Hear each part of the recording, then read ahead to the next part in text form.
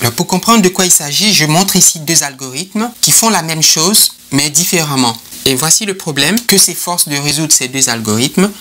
Étant donné un tableau, par exemple 3, 8, 9, 7, 1, je veux par une transformation obtenir le tableau suivant. 1, 7, 9, 8 et 3. Je veux inverser le tableau. Le premier algorithme propose une solution.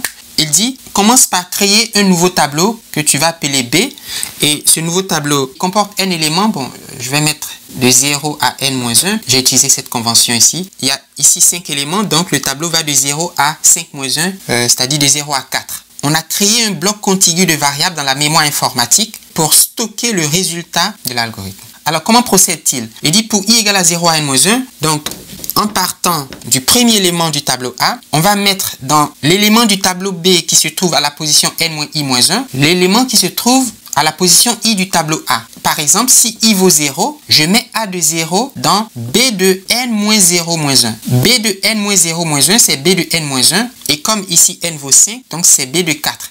Donc b de 4 va recevoir a de 0. Alors a de 0 c'est 3, b de 4 c'est 3. 5 moins 1 moins 1, ça fait 5 moins 2, donc ça fait 3. Donc b de 3 va recevoir a de 1. Alors a de 1 c'est 8, b de 3 c'est 0, 1, 2, 3, n'est-ce pas? Et puis a de 2 sera transféré à b de 5 moins 2 moins 1, donc à b de 2. Et puis a de 3 sera transféré à b de 1. Et puis a de 4 sera transféré à b de 0. Et on peut vérifier. Quand i vaut 4, lui il vaut 5 moins 4 moins 1. Ça fait 5 moins 5, ça fait 0. Donc l'algorithme retourne ce tableau. On voit qu'il est correct. Il fait exactement ce qu'on lui demande.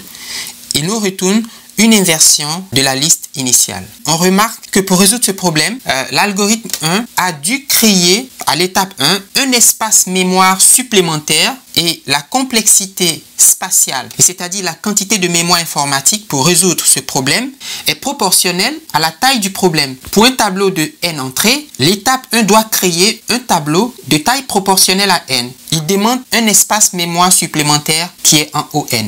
D'accord?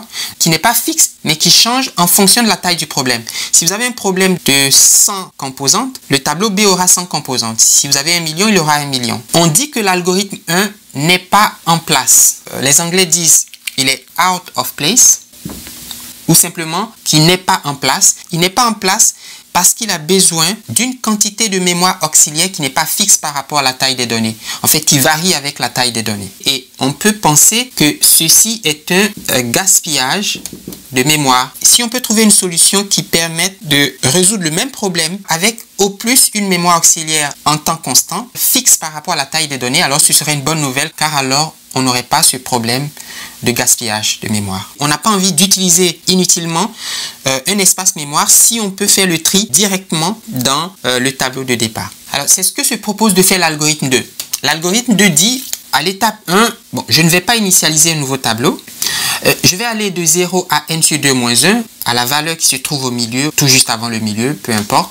Je pourrais mettre ici partie entière pour m'assurer que n sur 2 moins 1 est bien un entier. Supposons, sans perte de généralité, que n soit tel que n sur 2 moins 1 est un entier. Alors, si n n'est pas un entier, prenez la partie entière de n sur 2. Alors, de 0 à la valeur n sur 2 moins 1, qu'est-ce qu'on fait? On introduit une variable auxiliaire. Vous allez dire, mais Olivier, tu viens de nous convaincre de ce qu'on fait un gaspillage de mémoire en introduisant ici un bloc de mémoire et tu fais la même chose ici. Oui, regardez, la variable auxiliaire qui est introduite ici demande un espace mémoire qui n'est pas ON, mais qui est O1, puisqu'il s'agit d'une seule variable.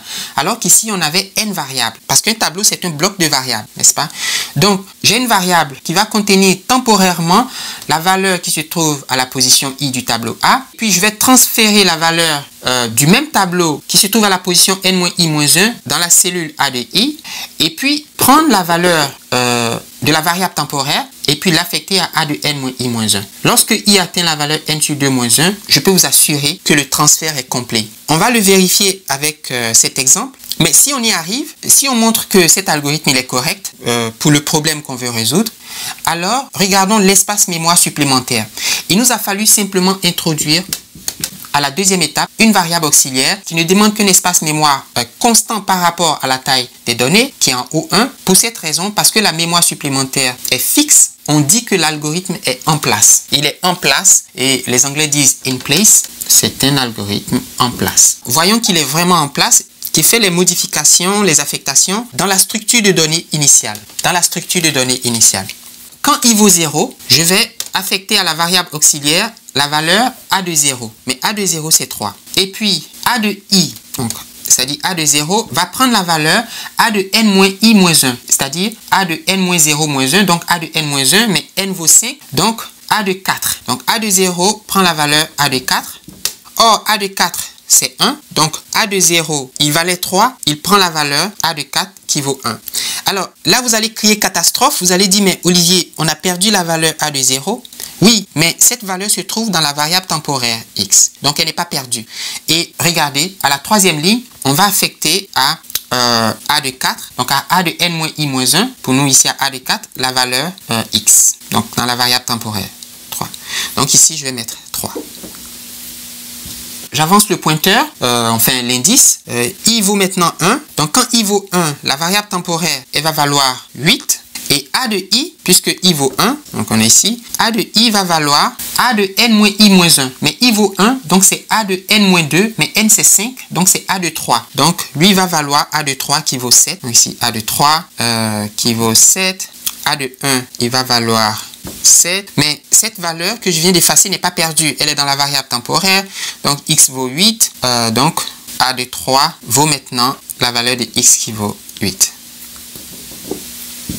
On définit donc un algorithme en place comme un algorithme qui résout un problème avec un espace de mémoire supplémentaire constant par rapport à la taille de l'input, par rapport à la taille des données à l'entrée. Autrement dit, avec une mémoire auxiliaire en O1. Et pour que cela soit possible, il faut que l'input soit, je ne sais pas comment dire, donc je vais écrire overwritten par l'output pendant l'exécution de l'algorithme. De tels algorithmes sont donc très intéressants en pratique quand la mémoire est un facteur important dans la résolution du problème. Je vais donner une liste dans quelques instants des algorithmes de tri qui sont en place et ceux qui ne le sont pas. Mais en général, il existe certains problèmes pour lesquels nous n'avons pas d'algorithme en place. Et qu'est-ce qu'il faut faire? Eh bien, une solution que nous allons voir, c'est les algorithmes dits randomisés, random comme aléatoire, et je vais écrire, je suis pas sûr que, je sais pas si c'est comme ça qu'on écrit, mais ce sont des algorithmes qui ont à côté de l'input un dispositif aléatoire, un processus aléatoire qui agit sur l'input, qui affecte stochastiquement l'exécution de l'algorithme. Alors, il est possible que le résultat final ne soit pas le résultat attendu. Il y a une certaine classe d'algorithmes randomisés qui ont cette propriété qu'on appelle algorithmes randomisés de Monte Carlo. D'autres, comme les algorithmes Las Vegas, ne font pas de pari sur l'output, sur le résultat final. Donc, ils affectent le mode exécutif de l'algorithme sans changer le résultat final. Alors, nous allons voir ces algorithmes et je les mentionne ici parce que ce sont souvent des solutions de réchange, des solutions très intéressantes pour des problèmes où la mémoire informatique est importante et où on n'a pas d'algorithme en place, où les algorithmes connus sont out of place, ce qui induit un problème de gaspillage de mémoire. Les algorithmes randomisés peuvent fournir une solution. La plupart des algorithmes de tri connus sont en place. Il y a un algorithme qui est bien connu pour ne pas être en place, le célèbre merge sort. Merge sort, qu'on appelle aussi tri par fusion, il est out of place. Il n'est pas en place. Et pour voir pourquoi,